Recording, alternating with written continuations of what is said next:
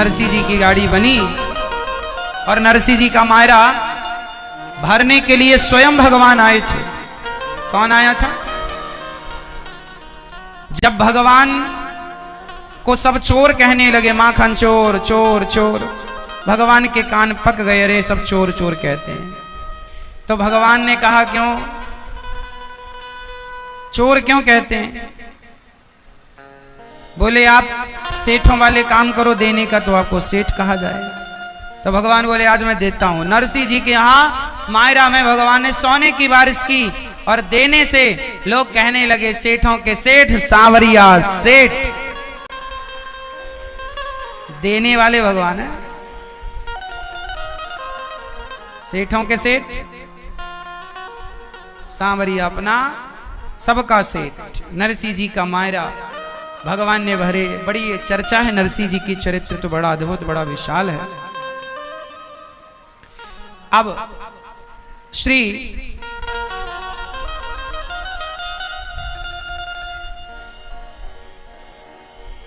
नारद जी महाराज ने भक्ति ज्ञान वैराग्य को देखा कि उदास हैं।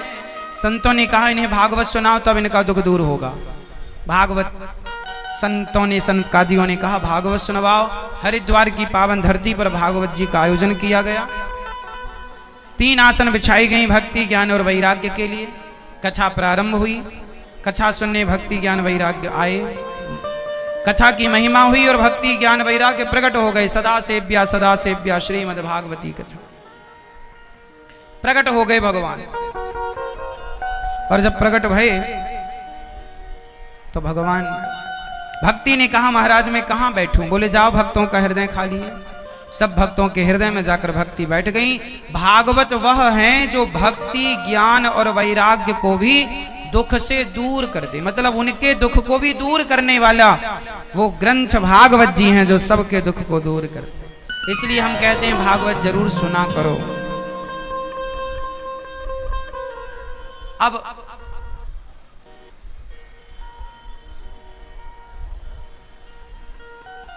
श्री नारद जी महाराज सनकादियों से बोले महाराज कोई पुण्यात्मा व्यक्ति भागवत से तर जाए तो आश्चर्य नहीं, पापी भागवत से तर जाए तो आश्चर्य नहीं। क्या जिसने जीवन भर पाप किया है, जिसने वो पाप करने वाला पापी भागवत से तरेगा? बोले हां, कितना भी बड़ा पापी क्यों ना हो। ये मानवाह पाप कृतस्तु सर्वदा, कितना भी बड़ा पापी क्यों ना हो। सदा दुराचार रता विमार्गिगाः क्रोधाग्नि दग्धः कुटिलाश्च कामिनः सप्ताह यज्ञेन कलौ पुनन्ति ते। कितना भी बड़ा पापी क्यों ना हो भागवत जी से तर जाएगा। कोई पापी तरा? हाँ, धुंधकारी। धुंधकारी नाम का एक पापी था जो कि बहुत बड़ा पापी था। वो अपनी मां और अपने पिता पर अत्याचार करता था। धुंधकारी। आत्मदेव जी नाम के एक पंडित जी थे, उनके कोई संतान नहीं हुई तो बड़े दुखी रहने लगे कि बेटा नहीं है, बेटा नहीं है। अच्छा बेटा होना चाहिए जीवन में या नहीं होना चाहिए? बता, बेटा होना चाहिए कि नहीं होना चाहिए? होना चाहिए। तो फिर कैसा बेटा होना चाहिए? राम जैसा या रावण जैसा? कैसा बेटा चाहते हैं आप लोग? बेटा होना तो चाहिए मेरी मां, लेकिन यदि आपने उस होने वाले बेटे को सही संस्कार नहीं दिए तो फिर आपको यह जरूर लगेगा कि इससे अच्छा तो ना होता तो ही अच्छा था।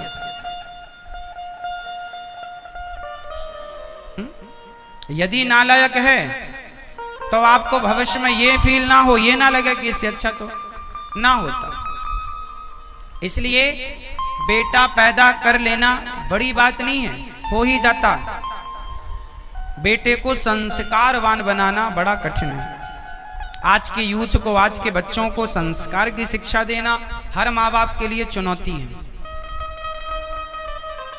आप लोग इस चुनौती को स्वीकार कर लें और यदि बच्चों के प्रति सजग हो जाएं, जागरूक हो जाएं तो कितना बढ़िया हो जाए। लेकिन आज लोग जागरूक नहीं हो पाते अपने बच्चों को लेकर। मैया, ओ पंचायती मैया हो गई, अच्छे बैठी हो। हाँ कुछ सुन लो मेरी माँ, हो गई पंचायत। सुनो, बेटा होना अच्छी बात है। आत्मदेव जी को नहीं हुआ, बड़े परेशान। लोग तरह तरह की बातें करते हैं, तुम्हारे बेटा नहीं है, बेटा नहीं है।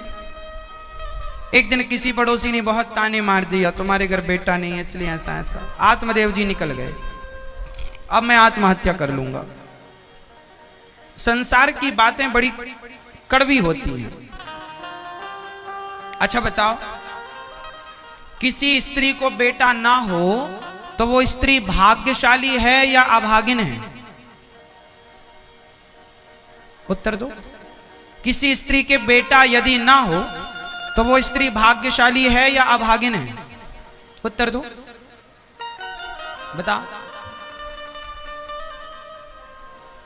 कुछ लोग कहते हैं ना कि तेरे तो बेटा नहीं है, तू अभागिन है।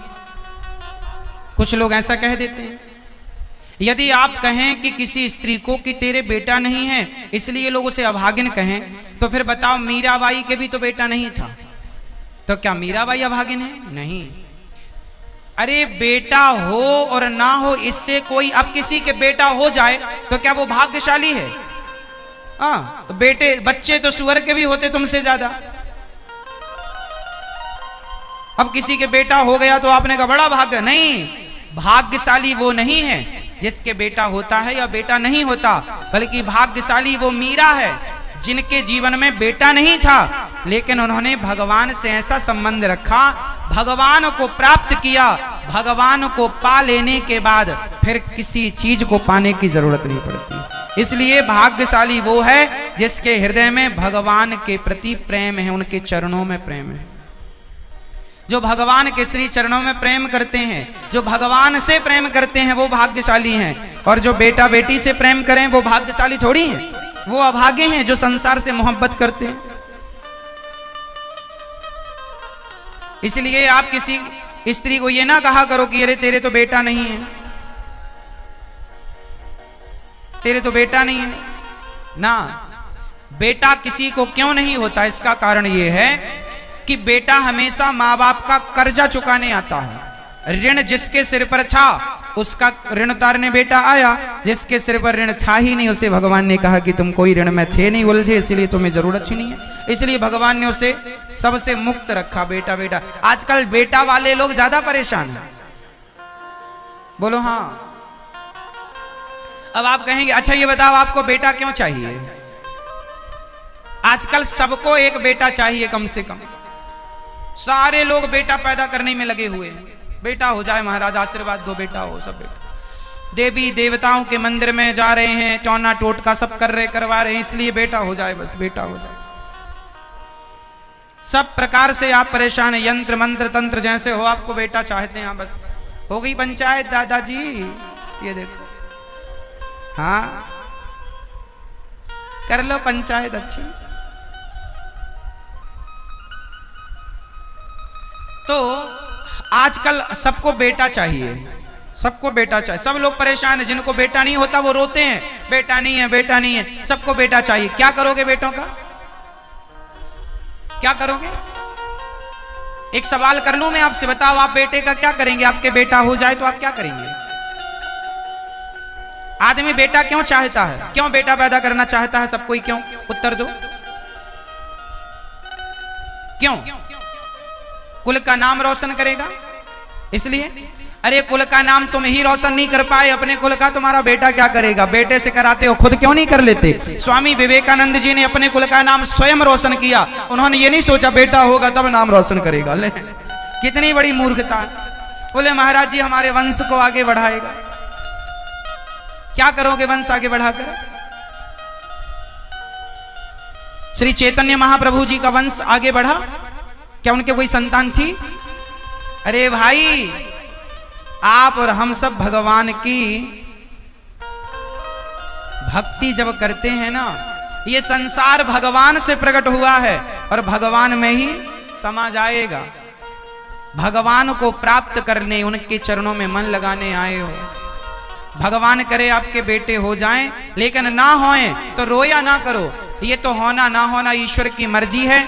और जिनके बेटे हैं ना, वो सेवा नहीं करते। आजकल 2-2, 3-3 बेटे हैं।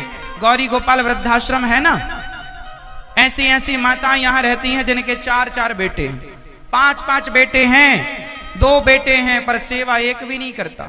2 रोटी नहीं और गिलास और पानी देने का कोई सहारा नहीं है। बेटा पैदा करने में ही ना लगे रहिएगा। स्वामी श्री विवेकानंद जी ने कोई बेटे पैदा नहीं किए। गोस्वामी श्री तुलसीदास जी के बेटे का नाम क्या है? कोई बेटा नहीं। सूरदास जी के बेटे का नाम क्या है? इन महापुरुषों के बेटे से नहीं जाना जाता। इन्होंने अपने पूरे कुल को पवित्र कर दिया। आप भगवत प्रेमी बन जाएंगे, भगवान के भक्त हो जाएंगे, भगवान में समर्पण कर देंगे, तो आपको आपका अपने आप सब कुछ पावन हो जाएगा, कोई जरूरत ही नहीं। और भगवान को पता है कि क्या चाहिए क्या नहीं। बेटा हो जाए तो अच्छा है, और ना होए तो रोया ना करो। मीरा जी के भी बेटा नहीं था, उन्होंने भगवान से मन लगाया, भगवान में। इस संसार में रहेगा कौन, ये तो बताओ। आजकल बेटे सेवा नहीं करते। आजकल तो ये फैशन है, माँ बाप की सेवा बच्चे नहीं कर पाते। कुछ बच्चे क्यों, आप लोग अपने बच्चों को संस्कार देना, वरना आप भी बच्चे, फिर बहू आएगी, बेटा, शादी होने के बाद आपका बेटा आपका ना रह जाएगा। कन्यादान करके कहते हैं लड़की पराये घर की होती है। ना साहब, लड़की पराई नहीं होती, शादी के बाद लड़का पराया हो जाता है। देख लेना, लड़की पराई नहीं होती। लड़की तो पराये घर में भी अपने माँ बाप का ख्याल पूरा रख लेती है, शादी के बाद छोरा पराया हो जाता है। और तुम जो छोरा छोरा बेटा बेटा करती रहती हो, मैया, इतना प्यार बेटा बेटी से आपको इतना करना अच्छा, बच्चों को लाड़ प्यार करो, हम मना कब कर रहे हैं, लेकिन बेटा ही भगवान में कब मन लगाओगे। अब बेटा तो बड़ा भी हो गया, चलो छोटा था तो लाड़ प्यार किया, पुचकारा, अच्छा, बड़ा घोड़ा हो गया, अब तो मन हटाओ, तो उसकी शादी हो गई, वो अपनी पत्नी को लेके चला भी गया, फिर भी तो मेरा बेटा मेरा बेटा, वो तो तुम्हें लतिया रहा और तुम बेटा बेटा कहे जा रहे हो। अब तो मन लगाओ भगवान में। रावण ने एक लात जमाई, विभीषण जी को तो अक्ल ठिकाने लग गई, तुम तो लातें खा के भी नहीं सुधर रहे हो। अब तो कम से कम मन हटाओ सबसे और भगवान में मन लगाओ। क्या उलझे हो वहीं संसार में। इसलिए मेरे तो बेटा नहीं, मेरे तो गिरधर गोपाल, दूसरो ना कोई, भगवान मेरे हैं। बेटे के भरोसे ना रहना, किसके भरोसे रहना, भगवान के। बेटा अच्छा है आपका, भगवान करे खूब तरक्की करे। और जिनके बेटा नहीं है, आप बेटे के लिए ना रोइए, मीरा भगवान के लिए रोई तो भगवान मिले। मीरा के वाणी से मीरा का नाम निकल जाए तो वाणी पवित्र होती है।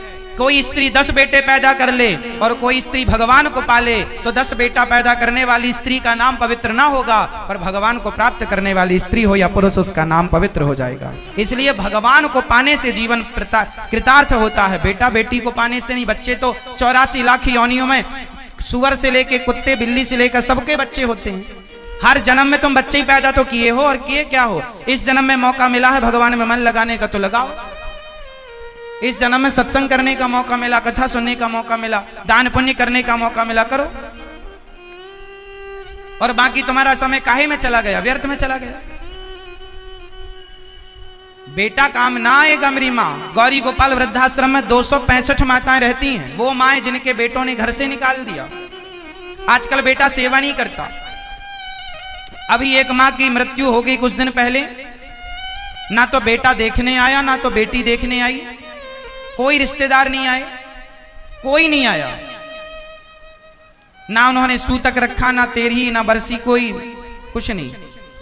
माँ, जिस माँ ने बच्चे को कोख में जन्म दिया, कोख में रखा, जिस माँ ने बच्चे को उंगली पकड़कर चलना सिखाया, बोलना सिखाया, जिस माँ ने बच्चे के लिए क्या नहीं करती कोई माँ। हर माँ, हर आप भी तो कोई ना कोई माँ ही हो ना। आप सब जानती हो कि माँ बच्चों की परवरिश कैसे होती है। यदि आप बाप हैं तो आप सब जानते हैं कि औलाद की परवरिश कैसे होती है। लेकिन आज माँ बाप इतना कुछ करते हैं बच्चों के लिए, लेकिन आजकल के बच्चे वही पढ़ लिख कर अपने माँ बाप को घर के बाहर का रास्ता दिखा देते हैं।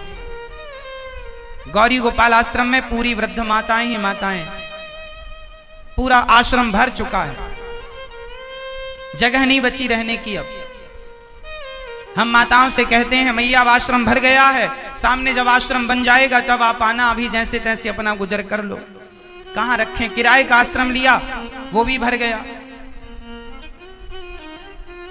अब ये सामने जो आश्रम बन रहा है गौरी गोपाल आश्रम, जहां 1000 वृद्ध माताओं के रहने की व्यवस्था रहेगी।